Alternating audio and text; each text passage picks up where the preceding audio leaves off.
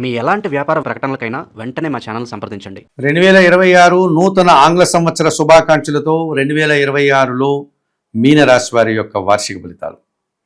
ఈ మీనరాశి వారికి 55 నుంచి 60% సుఫలితాలు రావడానికి అవకాశం ఉంది. ఈ నూతన ఆంగ్ల సంవత్సరం 2026 నూతన ఆంగ్ల సంవత్సరంలో 60% సుఫలితాలు, 40% ప్రతికూల ఫలితాలకు అవకాశం కనిపిస్తుంది మీనరాశి వారికి. ఈ మీనరాశి వారికి గత సంవత్సరంతో పోలిస్తే అనగా 2025 ఆంగ్ల సంవత్సరంతో పోలిస్తే 2026 ఆంగ్ల సంవత్సరం అనుకూలంగా ఉందని చెప్పవచ్చు. మంచి ఫలితాలను అందుకుంటారు. మీరు అనుకున్న పనులను పూర్తి చేసుకోగలుగుతారు. జన్మరాశ్యాధిపతి, దశమాధిపతి అయినటువంటి గురువు అనగా మీనరాశికి అధిపతి మరియు ధనుస్సు రాశికి అధిపతి అయినటువంటి ఈ గురువు 2026 జూన్ 2 వరకు చతుర్థ భావంలో మిథున రాశిలో సంచరిస్తున్నాడు. 50% గురుబలం ఉంది. వృత్తి ఉద్యోగ వ్యాపారాల్లో పనిభారం పెరుగుతుంది. ఆ పనిభారానికి తగినటువంటి గుర్తింపును మీరు తెచ్చుకుంటారు. కుటుంబంలో సంతోషకర వాతావరణం నెలకొంటుంది. శుభ కార్యక్రమాలు నిర్వహిస్తారు. కుటుంబ సౌఖ్యాన్ని కూడా అందుకుంటారు. కుటుంబానికి అవసరమైనటువంటి వస్తువులు సమకూర్చుకుంటారు. ముఖ్యంగా గృహ నిర్మాణం కానీ లేకపోతే గృహాన్ని కొనుగోలు చేయడం కానీ ఇలాంటి కార్యక్రమాలు మీరు ఈ సంవత్సరం చేయడానికి ఈ చతుర్థ గురువు మీకు సహకరిస్తాడు. 50% గురుబలం ఉంది. మీ కష్టానికి తగిన ఫలితం ఉంది.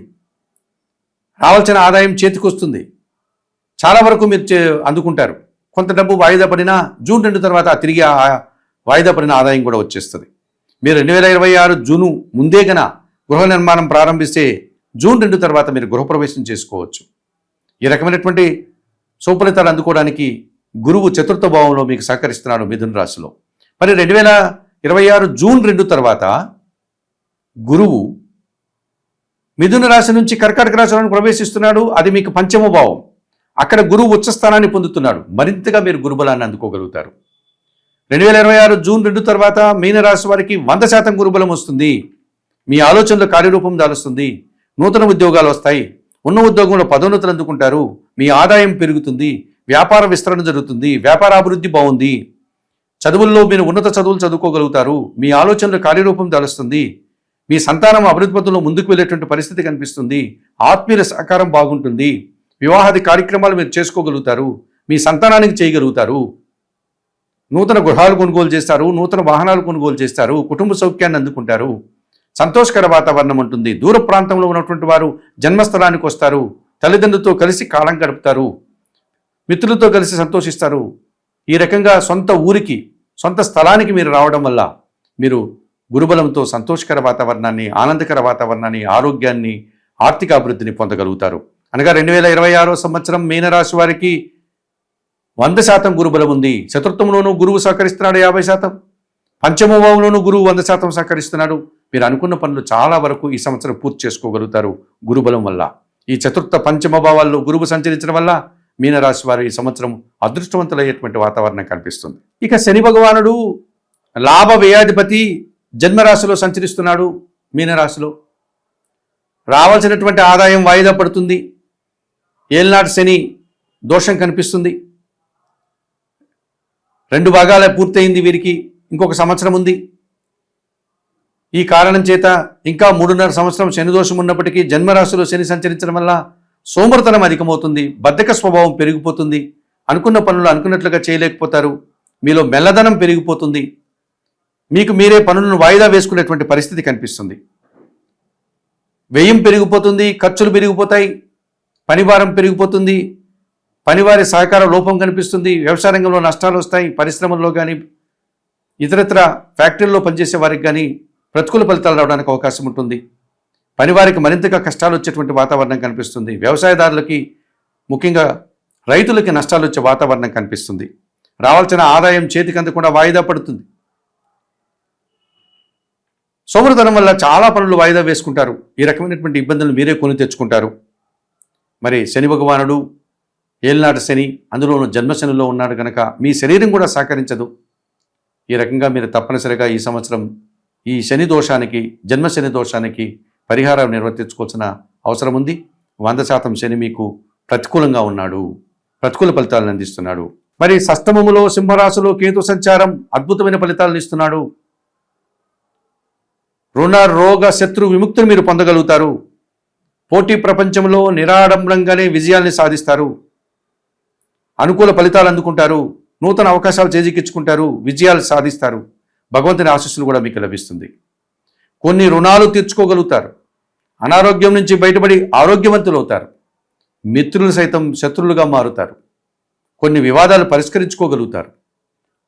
ఈ రకంగా షష్టమ భావంలో సింహరాశిలో కేతు సంచరించడం వల్ల మీనరాశి వారికి విశేషమైనటువంటి శుభలితాలు వస్తాయి. తీర్థయాత్రలు చేయగలుగుతారు, పూజాది కార్యక్రమాలు నిర్వహిస్తారు, శుభ కార్యక్రమాలు నిర్వహిస్తారు, ఆలయ సందర్శనాలు చేస్తారు. భగవంతుని ఆశీస్సులు కూడా అందుకుంటారు.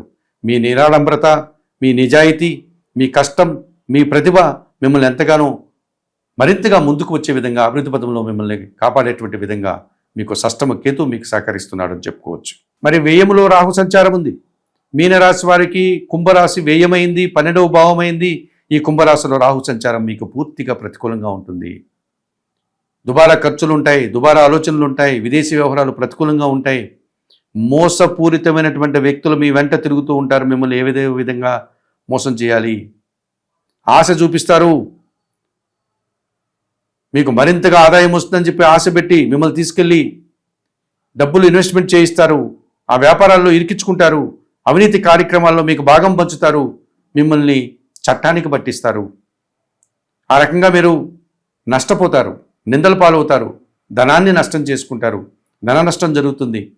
పరువు మర్యాదలు పోగొట్టుకుంటారు, సమాజంలో గౌరవ మర్యాదలు పోగొట్టుకుంటారు. విదేశీ వ్యవహారాలు కూడా ప్రతికూలంగా ఉన్నాయి. ఈ సంవత్సరం మీరు విదేశాలకు వెళ్ళాలన్నటువంటి ఆలోచనను వెనక్కి తీసుకోండి. అక్కడికి వెళ్ళి ఇబ్బందులు పడద్దండి, కష్టాలు కొని తెచ్చుకోవద్దండి. ఈ రకంగా మీనరాశి వారు ఈ వ్యయములో ఉన్నటువంటి రాహుదోషం నుంచి బయటపడడానికి తగు జాగ్రత్తలు, పరిహారాలు నిర్వర్తించుకోవాల్సినటువంటి పరిస్థితి మనకు కనిపిస్తుంది. మరి 2026 ఆంగ్ల సంవత్సరంలో మీనరాశి వారికి చతుర్థంలో గురువు 50%, పంచమంలో గురువు 100% గురుబలం ఈ సంవత్సరం అంతా మీకు కనిపిస్తోంది. అలాగే షష్టమ భావంలో సింహరాశిలో కేతు 100% కేతు బలాన్ని మీకు ఇస్తున్నాడు, దైవ బలాన్ని ఇస్తున్నాడు, పోటీ ప్రపంచంలో విజయాలను ఇస్తున్నాడు. నిరాడంబరంగానే మీరు మంచి లాభాలు కూడా అందుకునే పరిస్థితి ఉంది.